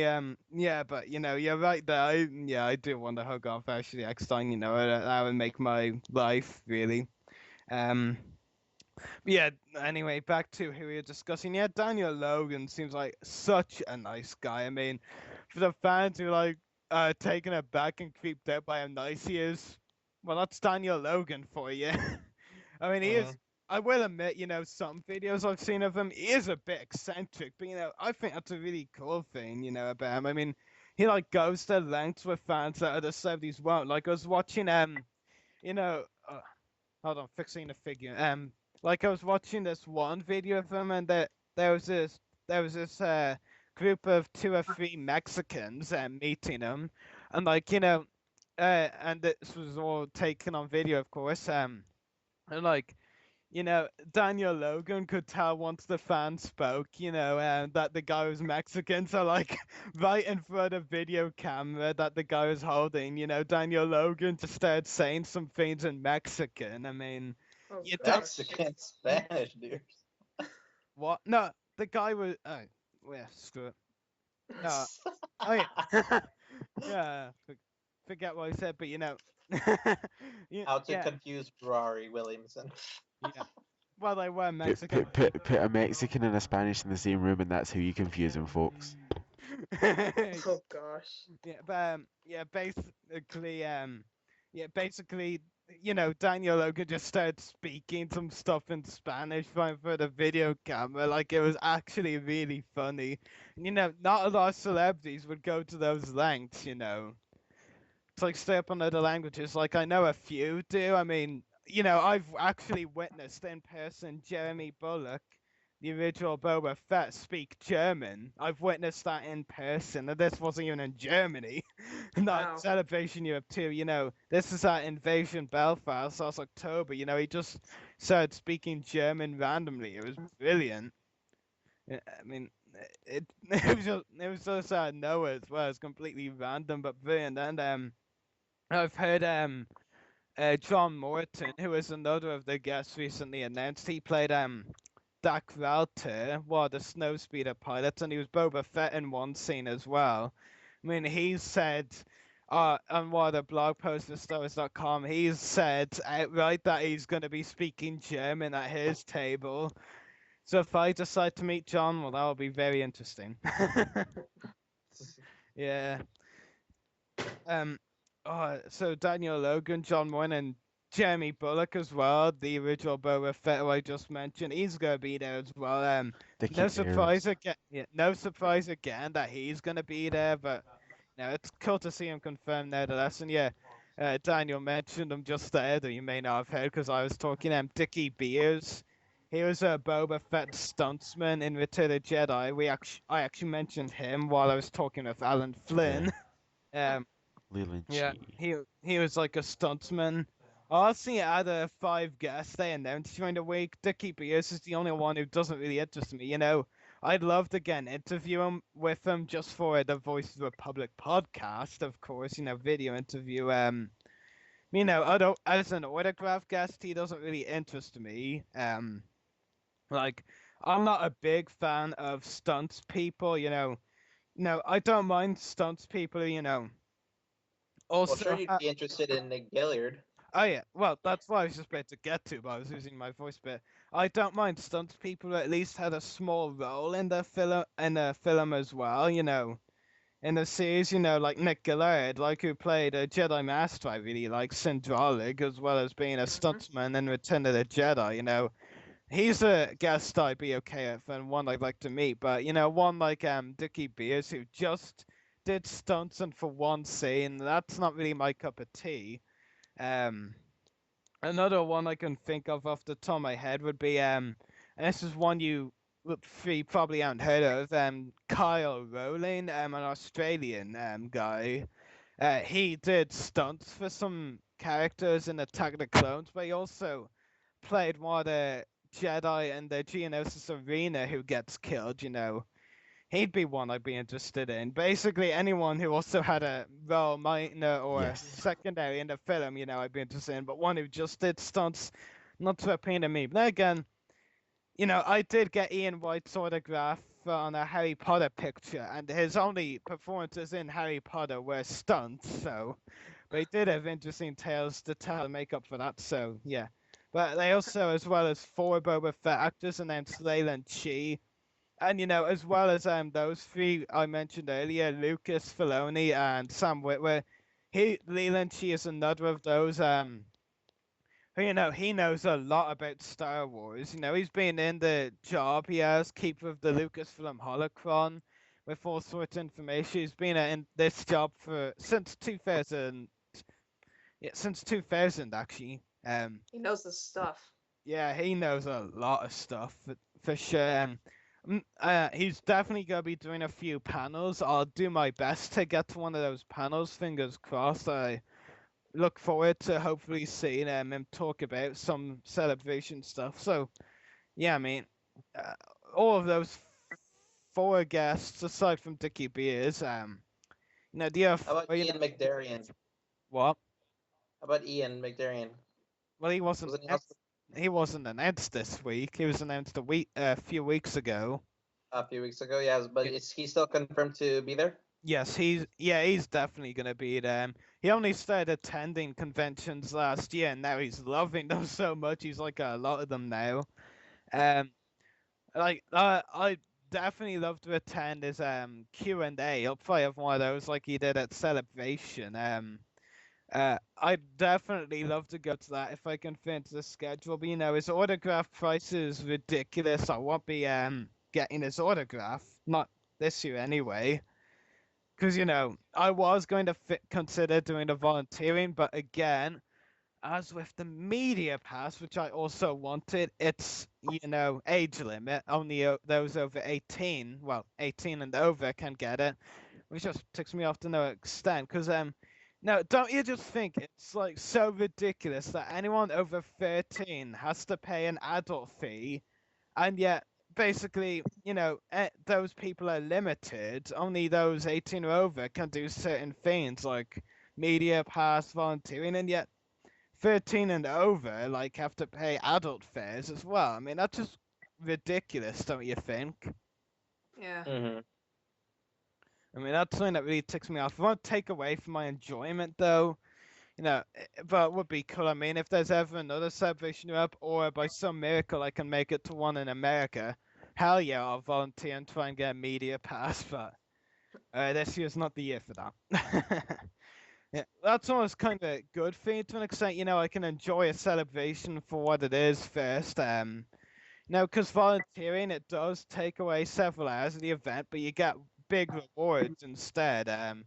And the media pass, you know, you can get all kinds of, you know, cool stuff because of that. You know, you know, you get to go into the press area where you can find where the celebrity guests go to on a regular basis. I mean, that'd be a great way to get interviews at future celebrations. So, I don't know. And then, yeah, like Ian McDermott, yeah, he's definitely gonna be there. In fact, the one guest I'm concerned about pulling out is Dave Filoni because of the Clone Wars cancellation. I mean, simple fact is, if he doesn't cancel, that's a good sign the Clone Wars will have a presence and there'll be more the Clone Wars guests to be there.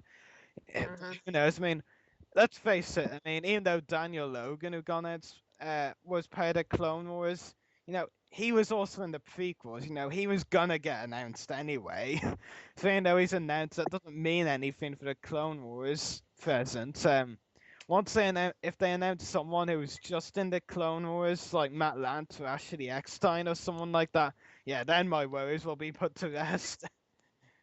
But being mad, I mean, no, Europeans need their chance to get to meet the Clone Wars cast after all, so they've played Ben. I mean, like James Taylor's also told me already that he's not going to be at Celebration Europe 2, so that's a bit of disappointing news for me. But the one thing I can take away from that and keep my chin up is I did meet him in Invasion, so that's something. Yeah, but would have been cool if he was at Celebration 2.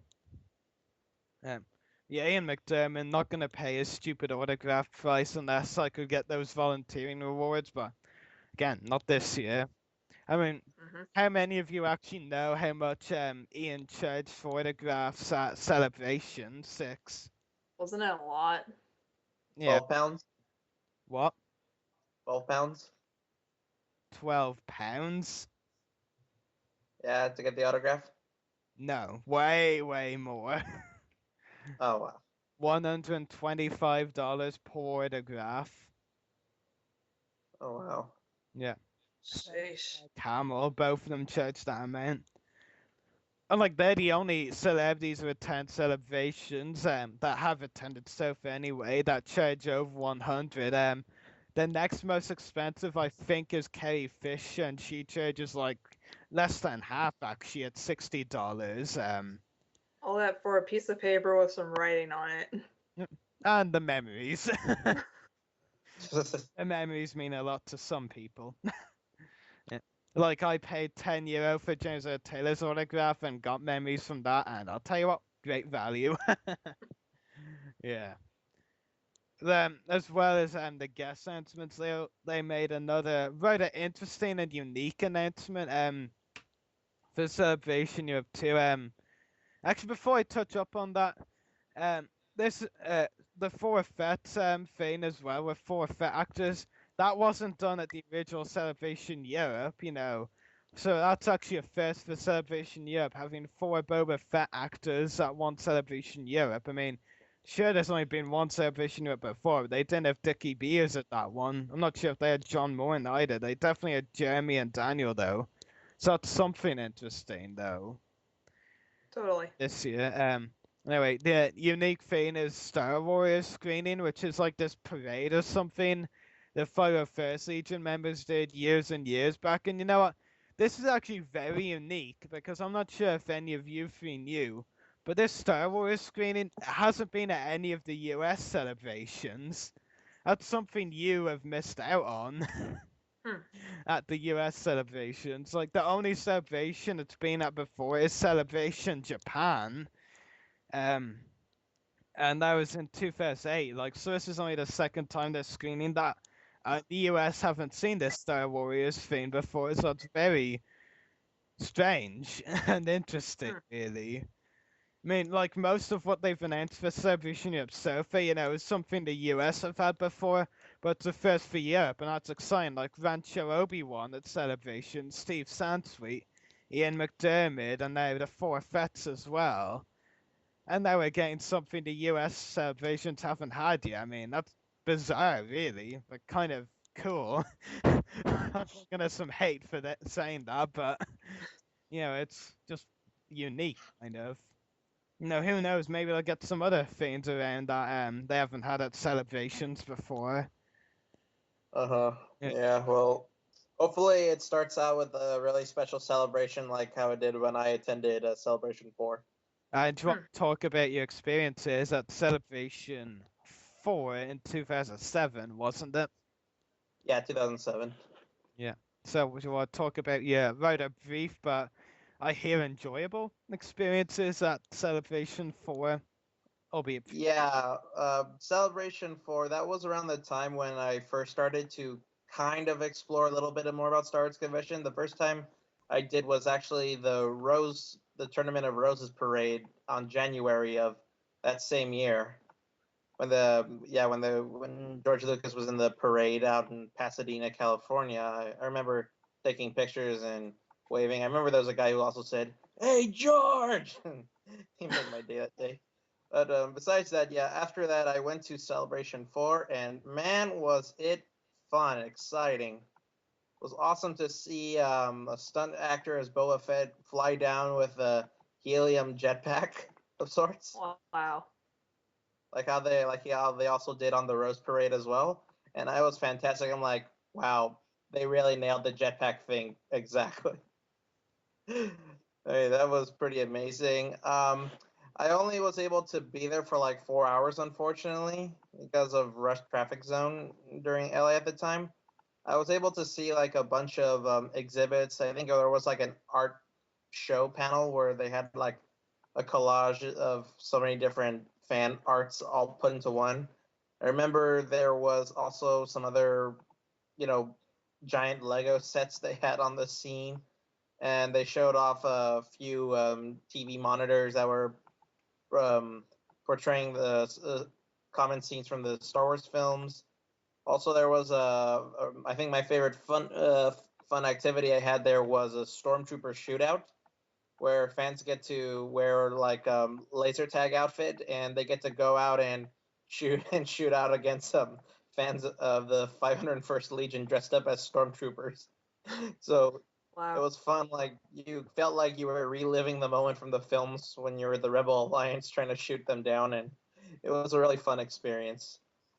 Regrettably, I wasn't able to talk to some of the celebrities. I know Carrie Fisher and Billy Dean Williams was there.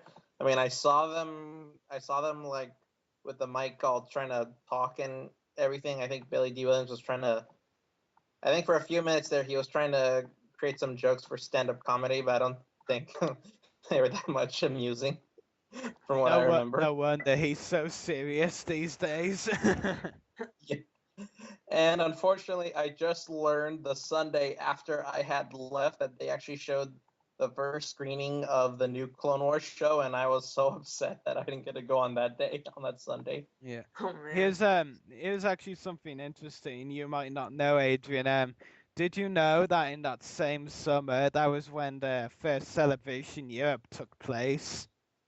Same summer that Uh, Celebration 4 happened. yeah, I did. I think, yeah, Celebration 4 was in May, and I believe Europe was just a few months after in July, right? I think Celebration 4 is June, actually. I'm not Wasn't sure. that also the same year that the one in Japan was going on? Japan was on its own year. 2008. That was in 2008. Oh. Yeah. Celebration Europe. I mean, here's the thing that I've said before. It's the great thing about Celebration Europe too. It's its own celebration. It's gonna have new stuff for the fans. And all that, which is great. And especially new stuff for the Europeans who can't make it over to the American ones. And you know what? Here's the thing as well. Celebration Europe, it was a spin-off Celebration. From just reading online, a lot of the things at Celebration Europe were basically the same things you were getting at Celebration 4, basically. It's like there wasn't a lot different, really. Mm-hmm. I mean, there were some celebrities just like walking through randomly that you didn't spot the US celebrations. Like did either of you hear about? Oh, I can't remember what I worked on. I think it was a model maker, Stuart Freeborn, the one who died recently, unfortunately, at 98 years old. Did either of you hear of him? Yeah. Yeah, Yeah. yeah, Somewhat. yeah. Basically, that guy, his only celebration was actually the original Celebration Europe, not as an autograph signer. Like, he was just visiting as a fan, which is great to see. It's like a really emotional picture to look back on now. You see him, like, standing with, well, he can't stand, he's in a wheelchair, which is just adds to the emotion, really.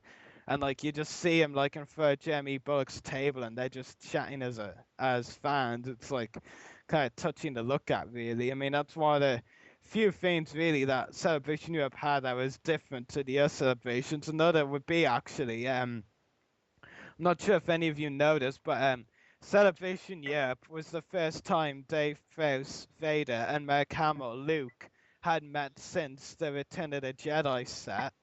That was the first time they met. That's like 24 years, maybe. Yeah, 24 years. I mean, that's actually really hysterical to think about. Wow. Yeah, it's amazing how all these sort of things come back together when once you leave and you don't think you'll ever come back, and then boom, here you are later. Yeah. Have you tried to make out to any other celebrations since? Unfortunately, I couldn't, since a lot of them were not held in the state of California. However, I do notice that a lot of the Star Wars, the Clone Wars screenings are done in San Francisco. That's like an 8-hour drive away from me, but I'm actually quite close to Skywalker Ranch, so I think if they do announce anything major around that area, I'll be able to attend it. As far as this upcoming Star Wars weekends, I know most of their advertising is going to be towards the Florida theme park, but if they have anything here in Southern California, I'll definitely take a look at it and report whatever I find there for celebrities coming around. Hopefully Yeah. they should. I mean, because they just launched Star Tours the revamped Star Tours last year. Yeah. Yeah. Should be nice to see what some celebrities have their opinions about it. Yeah. And I just have to say one thing to both Adrian and Jess about Celebration Europe 2. Have any of you seen the big ATTE display that will be at the event? That it was also at Celebration 6. So if both of you have seen pictures of it. Yeah, I've seen it. It was It's awesome massive. looking. Yeah. Yeah, that baby's coming on with me. Oh gosh. How are you gonna You're gonna get need out of the a pretty convention? good big size suitcase. No, I just need a big van and then go on the ferry. Or hopefully it's got electronics inside and you can just drive it away. Yeah. Just march it on its big feet across all of Germany and terrorize everyone. Yeah. Then the same through Ireland, and then finally I'll be defending my house of the Empire. Don't come near me. Well, you'll be in England. I'm sure you'll be safe. But then when it's the 2014 Fan Fun Day, oh, you're screwed, boy. Oh boy. I thought we weren't going to the 2014 one. Oh, I'm hoping to. Yeah. I mean, the Voice of the Republic podcast has to survive our video interviews too. Well, I'm planning to go. Yeah. If I can convince my mum to let me go to that one as well, I will. Yeah. But oh, and that Endor bunker and the Jabba's Pass display that will also be at Celebration Up too. Those babies, oh well, they're so coming on with me. I doubt you'd be able to afford them. He's gonna still need a pretty big suitcase. Hey, Jess. be greedy, Jess, I've got a quote for you. What? Money is of no object to men like us. Oh, touche. Yep.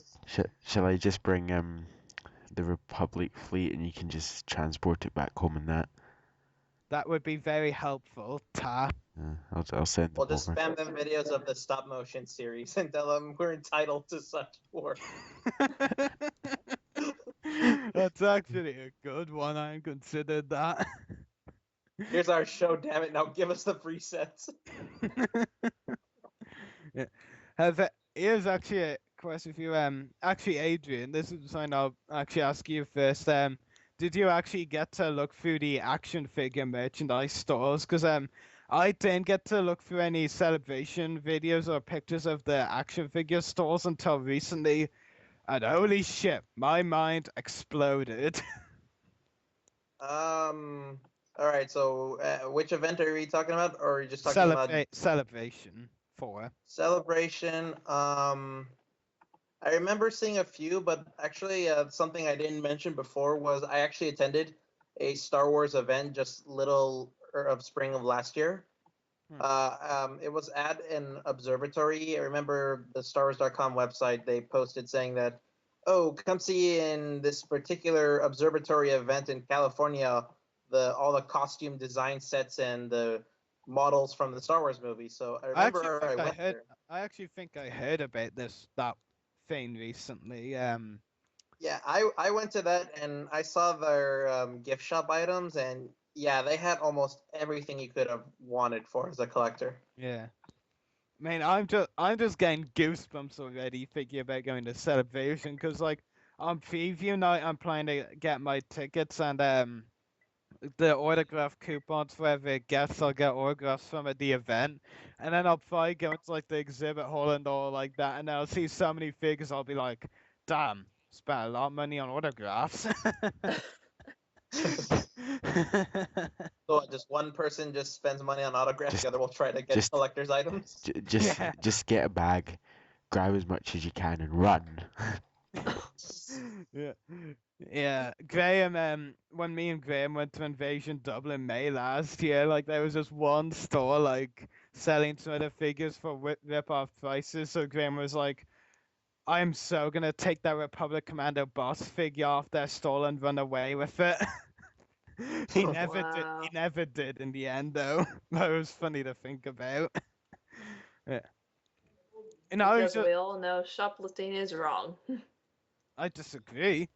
Thank you for giving a good influence, Jessica, although we know Rari won't like it. Yeah, but the thing about shoplifting is, you know, it's good and bad. It has a good effect for one person, but it has bad effect for a business. Exactly. And let's face it, businesses aren't making, you know, a good deal of themselves these days anyway, so why not?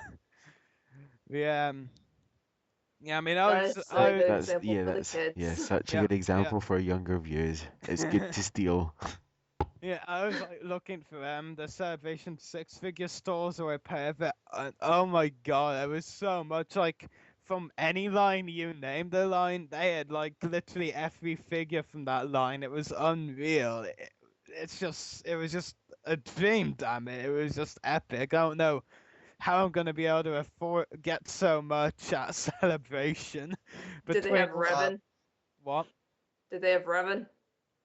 I believe so, actually, yeah. I believe I Wow. saw one of him at some point. They had a lot of figures, though. I mean, it was unreal. Did they have all the parts for HK-47? Those come with individual figures. I can't tell that. Who was the distributor? Good question. Like, I think it was like several vendors or stores or something. I don't know. I mean, I'm just saying, was it Gentle Giant stuff, Hasbro, or? Oh, and yeah, it was a lot of stuff like Sideshow Collectibles as well was another there. The interesting thing though is Sideshow Collectibles, you know, the company didn't have a presence at the event.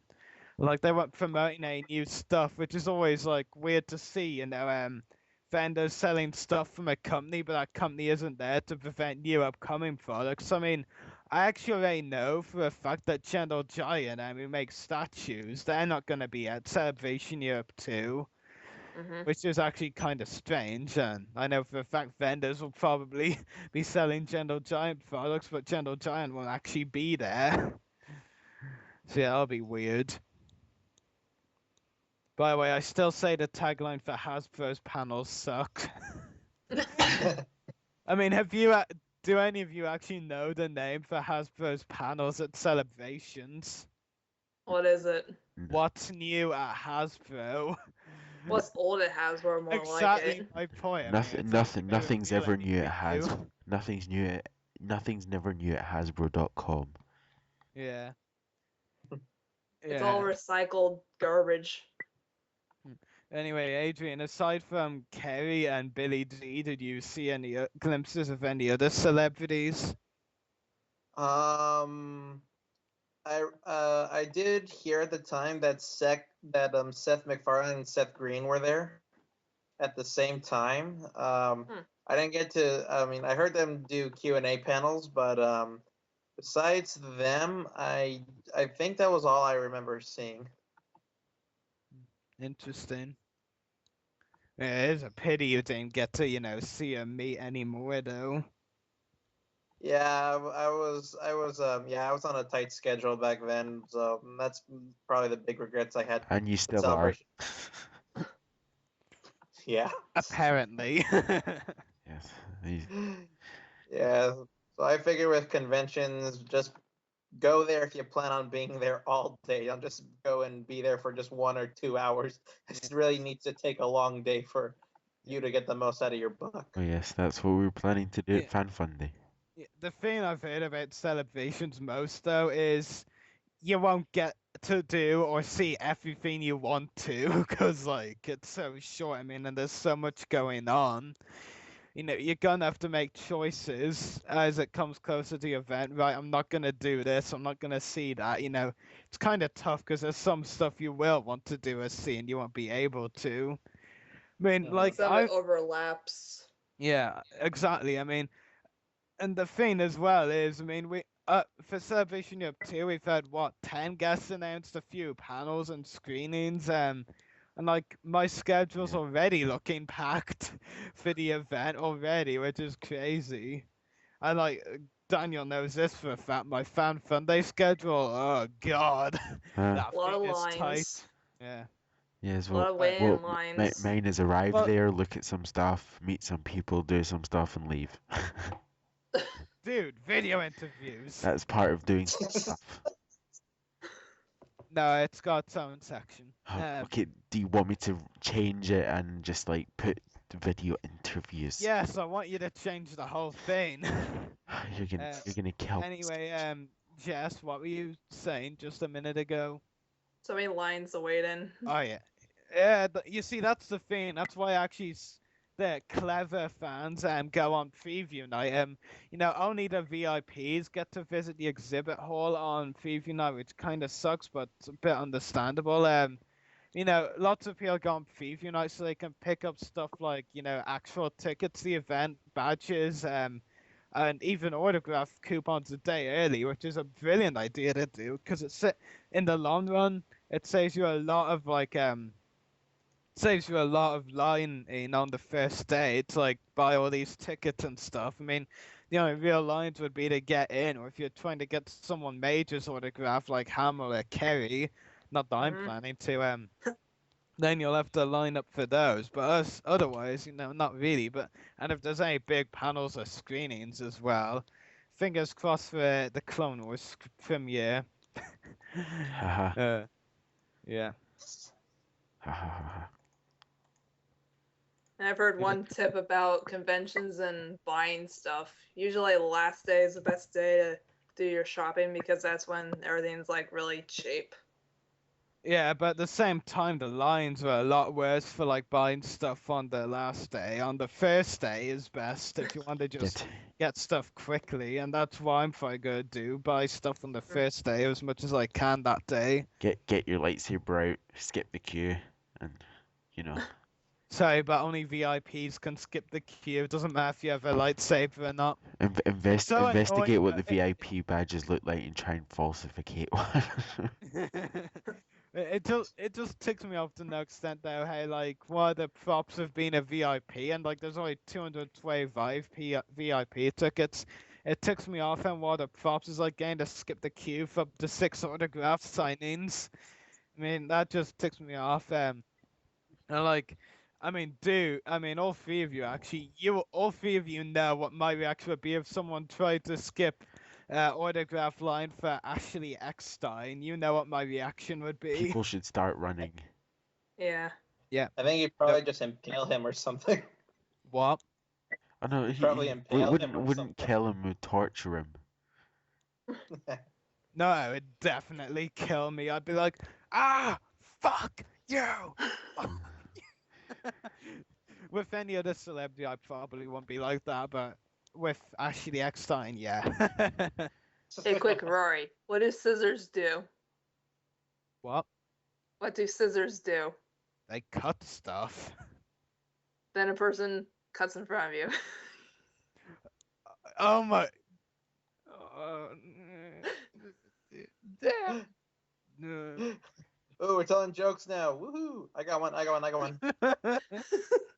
But I told one earlier. It's called "This Baby's Coming On With Me." But anyway, go on. Your joke. All right. Oh. Okay. Why did the clown go visit the doctor? Because Adrian needed a clown checkup. Yeah, it was close. Because he had a red nose? Oh, getting there. How about you, Daniel? I'm bad at jokes. Yeah, I Oh, know. come on, Okay. give it an honest effort. That's why you don't tell any, Daniel. All right, it's because he was feeling very funny. Oh my god. Wait, I have one more. Face palm. Adrian, I still say it was what I said. Welcome to the Voice of the Republic Tell a Joke podcast. I have one more joke. I've got one. Hello everyone, you're now listening to the Voice the Clown Cast podcast. I have one more joke, you guys. Oh god. All right, let's hear it. How do you get a one-armed man off a telephone pole? You get a one-armed gal to put him down. No, you wave at him. What? I just feel like pressing the finished podcast button. But we're telling jokes. That's enough. My point proven. This is turned. That was something unplanned for. That's a great thing. I do have a couple more, but I Now don't go know. on, tell them. Okay, what do you call a fish with no eyes? Fishy. No, you take away the eye in fish. Yeah, I'm glad I've got the power of editing. You better not edit this out. The only bits you need to edit out are the pauses when Alan, disappeared for a bit. I shall And here's my last one. What do you call a deer with no eyes? Dear. A no idea. Oh, I got some. All right. Hey, what do you call a cow with no legs? Cool. Dinner? You're on the right track. All right. So what do you call it? Veal. You call it ground beef. Ground beef? What? Yeah. And what do you Wait, call a boy, cow what? with only 2 legs on its side? Lean what? beef. Oh, I got Oh one. my god. No, I got one. What do you call someone who stares at his laptop all day? Daniel Schofield. Yes. There we go. I was gonna say Justin Marsh, but But he's not here, so it wouldn't have made any sense. Not as effective. Yep, that's what she said. Oh, darn it. Oh, See, wow. this is the bit where I'm gonna add like crazy music. No, don't. Wait. No, I have no, white no, armor. wait a minute. I have Jess, white Jess, armor and no, I no, say things Jess, over and over shush for a again. Who moment. am I? Daniel, do you want some? You want to know some good crazy music? What? Going fast Oh my God. makes me feel alive. My heart beats in half a drive. No, I see wait, I the have a reference. riddle. That Jess gets that reference. Yeah, I have a God. riddle though. Do we have to put up with this? I wear white and I say things over and over again. Clone Trooper. Who am I? A clone, like Daniel. More importantly, which clone am I? Rex. No. Yeah, you know. Echo. Oh my god. Hey, someone's gotta make Echo references. What happened to this podcast?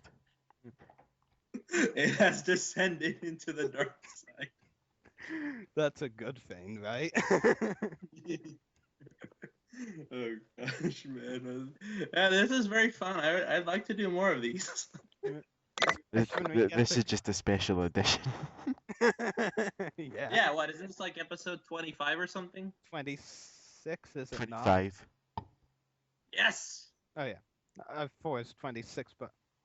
Okay. Well, I'm all out of jokes. I will tell you right now. It is. Why is a llama dancing on my screen? It is episode 25. A I don't know, I llama? don't get them. Don't ask. A llama. I opened up YouTube and a llama just danced in the middle of my screen for no bizarre reason. There it is wow. again. Actually, you want to know some good jokes? For any of you listeners who want good jokes, go to on YouTube Celebration 6 Vocal Stars of the Clone Wars. That's some mad, crazy, funny shit right there. Oh boy. Like if any of you've seen those videos, oh my god, they crack me up so much. That's why I love the Clone Wars cast so much. I think we've lost it. Maybe we should wrap this one up. No, I think someone could still think up a good joke. No. Yes. No more comedy hour. But we've only got 10 minutes into this hour. But I don't give a damn. But no one asked your opinion. I'm in control. I make the rules now. You wish. I'm assuming direct control.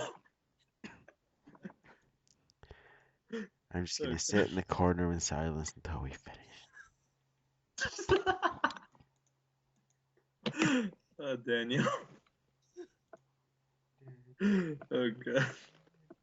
Hey, Hong Kong. Matching a Hong Kong. Oh my gosh. Oh my gosh, this is so much. Ooh. All right. So, anything else we left out, or we pretty much covered everything? We exhausted everything. I'm not sure. I think we might be missing something. No. Apart from me. No. Yeah.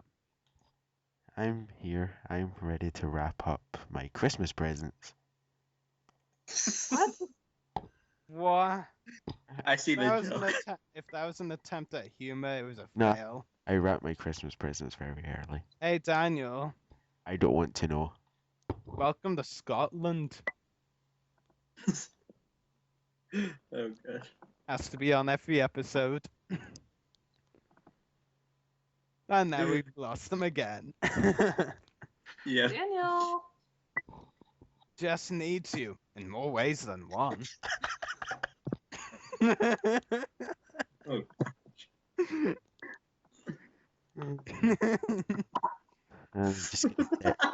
I'm just gonna down this beer. What else are you gonna down after, about conk conk? Gosh darn it, Rory. About conk conk to what you just said, Jess. Don't make me get my harmonica out. About conk conk. He's counting on it. Can we seriously wrap things down? We're completely derailing. There was a track, and we've completely derailed off it. Completely. Oh yeah, where were we? Yeah, we were discussing celebration. Let's get back to that. Round of applause for Rory Williamson. Thank you. Anyway, where were we on celebration? I don't know. You were discussing your diabolical plan how to acquire all the giant sets. No. Oh yes. No. What are you talking about? We passed that hours ago. Oh my god. Yes, let's get back to that. Right, time to throw the microphone across the room. Yeah. Anyway, and they've got some other really cool plant sets as well, from what I hear. A snow speeder and Hoth set. Just some really cool sets. Darth Vader's TIE Fighter too. Those babies. They're coming home with me. Daniel, don't be so jealous. No, it's Oh just. yes, because that sounds like jealousy. Yeah, Daniel, you can have the fan Funday Jabbers display if you really insist. I'll get into the. I'll make sure it's a caution. I'll get into the Jabba and try and run away in it. Oh my gosh. Sure. I'm not sure you'd fit, dude. Was that some insult? No. I've got my eye on you. Don't worry. That's creepy, dude. It was intended to. Sure. As long as I get paid, makes no difference to me. Hey. We should totally have just like lines from the Clone Wars. Yep, totally. Or just any quotes in general. I'm not fussy. I just don't care anymore. Only one person can quote Bane around this town, bub. And that person is me. Excuse me, you're the Dengar fan. Excuse me, I do as I please. It's honk honk. And I'm just a Clone Trooper fan. Yep, and you don't know any clone quotes because they're all the same. Sir, yes, sir. I mean, damn it. Yep, there you go then. Stop repeating every order. That was a complete fail. Oh wow. I'm imagining a lot of this stuff is yeah. going to be edited out. Comlink just relayed orders from. Yep. And Echo was then shot dead and silenced. So can't Echo no more. Oh God. Sorry, Quentin. Yeah. No, we're not sorry, Quentin. I'm kidding. Wolf for the win. Daniel, you can wrap up now. Thank God. Now, don't be so rude. We'll have to tell your mother on you. You're lucky because the F word almost came out. Oh my God. Don't worry, I'll use the beep button. Please don't. Okay, so make sure to check out our YouTube channels. Mine is www.youtube.com/user/14mrdas. Rary's is www.youtube.com/user/separatist-destroyers.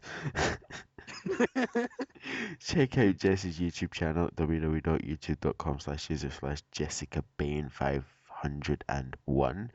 And also check out Alan's website, www.alanfling.com. And for Adrian, well, I've not got a clue where you want to search him. Don't worry, folks. You'll be hearing from me a lot soon. Yeah, here's a hint for any of you listeners out there. Just search up Adrian Fernandez, that's an S at the end.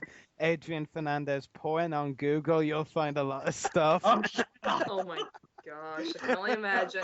I actually did search my name, and my God, the results are terrible. That is not me, for the record. So Gosh, that is so retarded. So you just I'm sorry, I didn't really catch that, but did you just admit you looked up porn? No, seriously. I mean, like, I try to see if there's like pictures of me or something, and yeah, when I searched my name and I saw the results, I'm like, oh my God. He's looking for pictures of himself. Whatever you guys do, don't go to Google and type in Ahsoka Tano. You'll get some weird stuff. I'm sorry, I've been there. That's why I'm always specific when looking up Ahsoka Tano. I'm like, Ahsoka Tano from a certain episode, whatever episode I need a picture from. Been there, done that, and I've been traumatized. Oh. That's what she said. So, from Rary, Adrian, Jessica, and Alan, may the wolf be with you.